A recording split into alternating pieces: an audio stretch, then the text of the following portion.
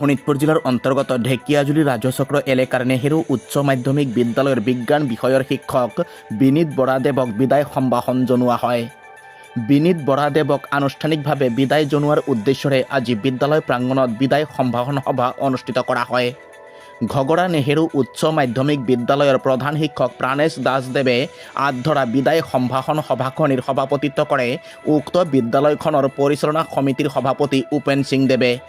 উক্ত বিদায় সম্ভাষণ সভাত বিভিন্ন অনুষ্ঠান প্ৰতিষ্ঠানৰ লগতে কেইবাটাও দল সংগঠনৰ বিষয়ববীয়াসকলৰ উপৰিও স্থানীয় ৰাইজ উপস্থিত থাকে। 34 বছৰ কাল আমাৰ এইখন বিদ্যালয়ত বিনীত বৰা ছাৰ শিক্ষকতা কৰাৰ পিছত আজি অৱসৰ লৈছে আৰু এই অৱসৰ বিদায় সম্ভাষণখন আমি ৰাজহুৱা হিচাপে ইয়াত অনুষ্ঠিত কৰিছে। ইয়াত বিভিন্ন